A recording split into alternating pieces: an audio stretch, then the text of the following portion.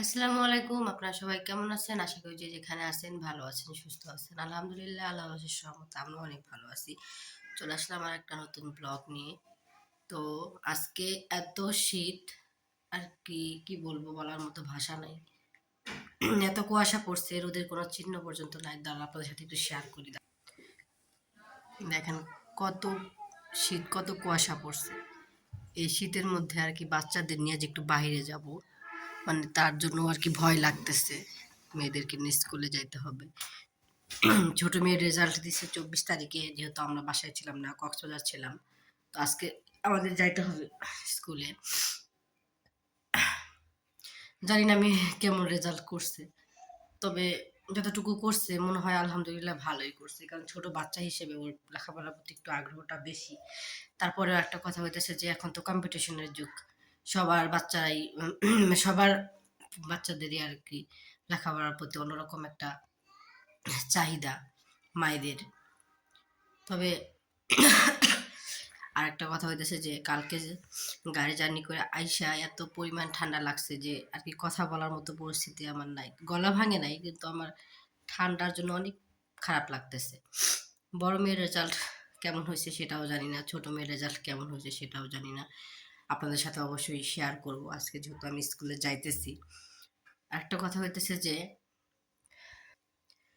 কালকে গাড়ি জার্নি করে আইসা আমি দুপুরবেলা খাওয়া দাওয়া করে সেই একটা ঘুম দিছিলাম, সেই লেভেলের এত সুন্দর ঘুম হয়েছে কি বলবো। ঘুম থেকে উঠতে উঠতে উঠছি প্রায় 5:30টার সময়।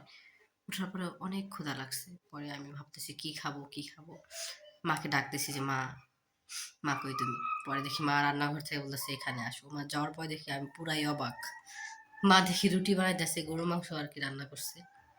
তো মা বলতেছে তোমরা ছিল না, সেজন্য আর কি চাইলের গুঁড়ি কইরা ফ্রিজে রাইখা দিছিলাম, তোমরা আসছো সেজন্য আর কি এই দেখো রুটি বানাইতেছি। তোমার তো চাউলের রুটি অনেক পছন্দ, আর কি অনেক খুশি হয়েছি। আসলে মায়েরাই পারে মেয়েদেরকে তাদের আদর করতে, ভালোবাসতে। সবার মায়েরাই পারে। তবে আমি বলবো যে আমার মা আমাকে আরো অনেক বেশি ভালোবাসে, কারণ আমি ছিলাম না সেজন্য আর কি সে রুটি কোনো কিছুই বানায় নাই। আমি যেহেতু কালকে আসছি, সে কালকেই আর কি আমাদের জন্য রুটি বানাইছে। আমাদের ভিডিও যদি আপনাদের ভালো লাগে তাহলে অবশ্যই সাবস্ক্রাইব করবেন, লাইক দিয়ে পুরো ভিডিওটা দেখবেন, কমেন্ট করতে অবশ্যই ভুলবেন না। আমাদের ভুল ত্রুটিগুলো আপনারা আমাদেরকে ধরায় দিবেন, যেটা আপনারা ভুল বলছেন বা এটা ভুল করছেন। আপনাদের জন্য, সবার জন্য দোয়া রইল যে আপনারা সবাই ভালো থাকেন, সুস্থ থাকেন। আর আমাদের জন্য দোয়া করবেন, আর আমার মেয়েদের জন্য দোয়া করবেন যাতে ওদের রেজাল্টটা ভালো হয়। তো আর কি দুপুরে ঘুম থেকে উঠতে উঠতে উঠছি সন্ধ্যাবেলায়, উঠে দেখি মা রুটি বানাইতেছে। দেখেন এদের রুটিগুলো অনেক সুন্দর হয়েছে, গোল গোল, আর রুটিগুলো ফুলছেও অনেক সুন্দর। তো আমি রুটি পছন্দ করি, তো আমার রুটি দেখে আমার অনেক ভালো লাগছে, অনেক লোভও লাগতেছিল।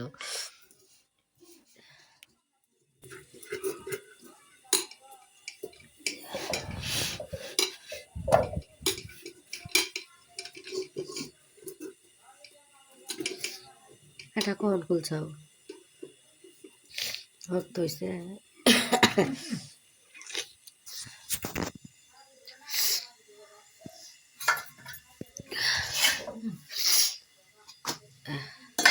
দিয়ে দাও এটা।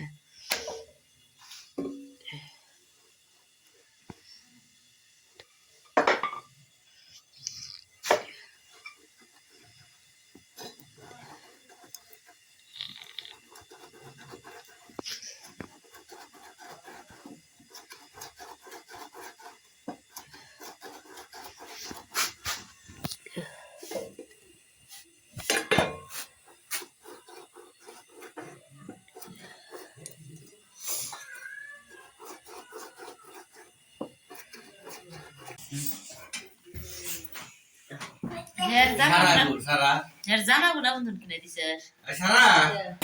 জামাকে রিসিভিং নাম্বার সে মার্কেট থেকে।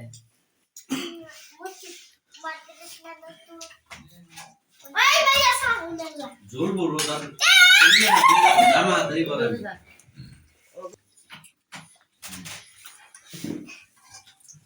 গরুর গোস।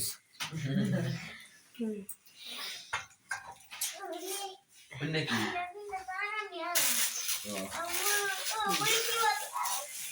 तो मार देंगे রুটি বানাইছে, রুটি দেখাও। ওই দেখো, বাইসা খাও।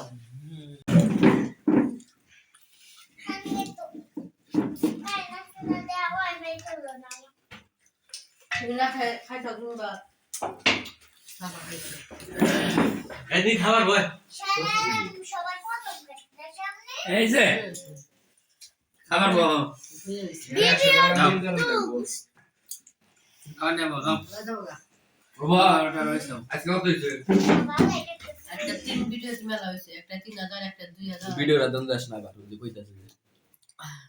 ভয়েস দিব অফ করে। দেখেন সকালবেলার ওয়েদার, কুয়াশায় চারদিক ঢাকা গেছে। এখন তো মেয়েকে নিয়ে আজকে স্কুলে যাইতেছি। ঠান্ডার মধ্যে গাড়িতে উঠলে এমনিতে ঠান্ডা লাগছে, আমার আরো বেশি ঠান্ডা লেগে যাইব।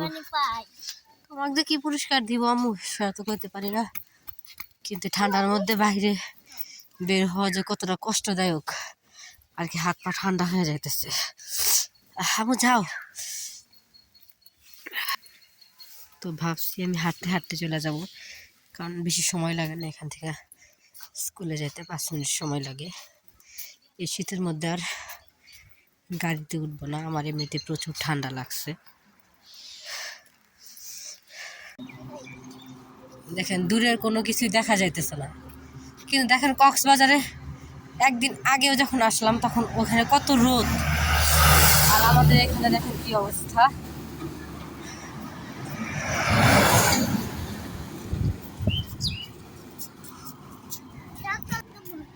শীতের অবস্থা খারাপ আমাদের এদিকে। অনেকদিন পরে আর কি রাস্তায় আসছি। দেখেন ছোট বাচ্চারা বোরকা পইরা মাদ্রাসায় আসতেছে। বলো আম্মু। রাস্তাকে হাই দিতেছে, আমার মেয়ে রাস্তাকে হাই দিতেছে, কারণ আমি অনেকদিন পরে মাদ্রাসায় আসতেছে। দেখেন কি বলেছে, শীতের কম্বল গায়ে দিয়ে দিচ্ছে।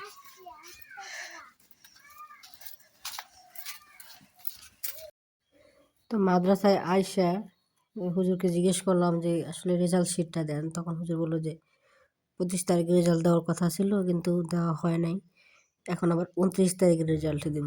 তো ভাবলাম যে এই রাস্তা যখন আসছি তাহলে ঘুরে যাব, তাহলে একটু দাদির কাছে যাই, দাদি কেমন আছে।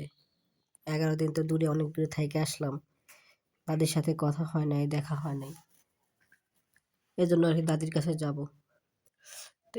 বাইরে এত পরিমাণ ঠান্ডা, ঠান্ডার কারণে আর কি কথা বলতে পারতেছি না, মানে কি বলবো, চোখ দিয়েও পানি আসতেছিল বারবার।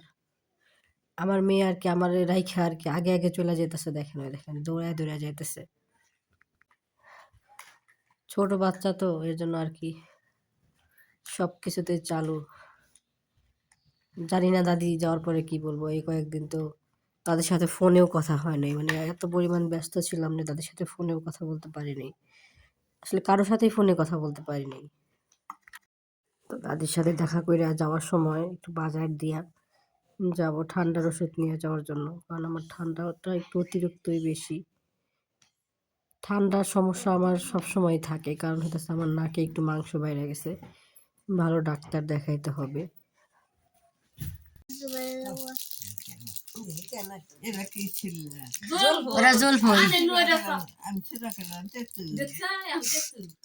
তেঁতুল না তো বড়ইয়ের আচার আর জলফইয়ের আচার। কক্সবাজারের তেঁতুলের দাম যেটা ওই যে পাহাড়ে তেঁতুল না, এরা 60 টাকা তেঁতুল, 150 টাকা দাম। 60 টাকা খোলস আলা, খোলস ছাড়া না, বুঝছো, সব কিছুর দাম। আরে অনেক গেছে মানুষ, ধনী মানুষই গেছে, গরিব মানুষ আর কয়জন গেছে। গরিব মানুষের জ্বর খেয়াম, গরিব মানুষের যা হবে না। দুই রাত ঘুমাবা 12,000 টাকা, দুইটা রাত খালি ঘুমাবা তাই 12,000 টাকা। খাওয়া তো মনে করো যে খাবার গেলে 1,000 টাকা। সবকিছুর দাম বেশি। এখন আবার ড্যাম সিজনে গেলে গরমের দিনে যাবেন, যে রুম এখন 12,000 টাকা ভাড়া দিছে না, ওই রুম 3,000 টাকা ভাড়া দেয়, 3 দিনের জায়গায় 4 দিন থেকে হবেন। গরমের মধ্যে মানুষ যায় না, সব আছে। আপনার রুমে মানুষ বেশি, আপনি যদি কন যে আমার আলাদা একটা ল্যাব বা একটা তোষক দেন, আমি নিচে ঘুমাবো, আমার ফ্যামিলির লোক অনেক আছে না, 4 জন জায়গায় 5 জন ফ্যামিলি, মনে করেন আমার 3টা পোলাপান, বেড হয়েছে একটা, তাহলে পোলাপান কই থাকবো। তো সেই হিসাবে ওরাই চারজন গেছে পরে ই করুন যায়। এখানে আছিল এক রুমে আছিল এক রুমে থাকুন যাবো আমরা শাইন বাড়ি এক রুমে আসলাম, এটা রুম ভাড়া আসলে 12,000। আর ফুবার সাবিনা যে রুমে আসলে ওটার ভাড়া আসলে 15,000। ওরা আবার ওই 2 দিন থাইকা যায়, হেরা আর একখানে 12,000 টাকা আবার রুম নিচ্ছে ওরা। আমরা আই বললাম, বললাম তোমরা থাকো গা, আমরা থাকবো না। থাকবই থাকবো আরো 2-3 দিন। শুভ গেছে না শুভ ওর হাতেই, শুভ ঘুরতেছে ওর হাতে, জোর এন দেন দা থিতা সাওকে হামে পয়রা গাতাছে পয়রা তুলে দাও। তো আমাকে ধরলে পড়বো না কি করবো কাজ করে দর্শকে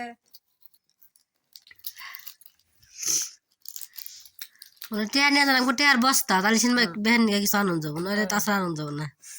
থাকায় যদি থাকা খাওয়ায় যদি রাত্রিতে হয় তাহলে কি আনবো থাকা খাওয়াই তো বেশি। নাই বাড়িতে এসে দেখি নিশাব ঘুমে থেকে উঠে নাই, শুয়ে রয়েছে। তো ভাবলাম আমিও এর পাশে শুয়ে পড়ি, গরম হয়ে গেছে। সুমাইয়া তোমার রেজাল্টের কি খবর? তোমার তো রেজাল্ট দিব মনে হয় 2-1 দিনের মধ্যে। দেখি তোমার রেজাল্টের কি অবস্থা। সাফার রেজাল্ট দিব 29 তারিখ সোমবারে, তোমারও মনে হয় সোমবারে দিব। বলো মা, হতে পারে। বলো।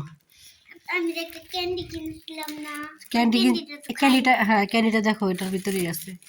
একটা ক্যান্ডিটা খাই বের করো, দেখি দেখো খায় দেখো কেমন লাগে। তুমি খাবা একটা হ্যাঁ দেখি কি মজা তাহলে রে শক্তি। ক্যান্ডির বেলায় ঠিকই শক্তি আছে, তাই না আম্মু? মা তাহলে আল্লাহ, বড় বোনকে তুমি ক্যান্ডি দিতেছো, আমাকে দিবা না? দাঁড়ো আচ্ছা ঠিক আছে, থ্যাংক ইউ। আমি একটা খাবো খাও। দুটো খাবো আমি তোমাদের একটা দিয়ে আচ্ছা খাও। রেখে দে আর কাউ একটা ওষুধের মতো। ক্যান্ডি কিন্তু ভালো লাগে না।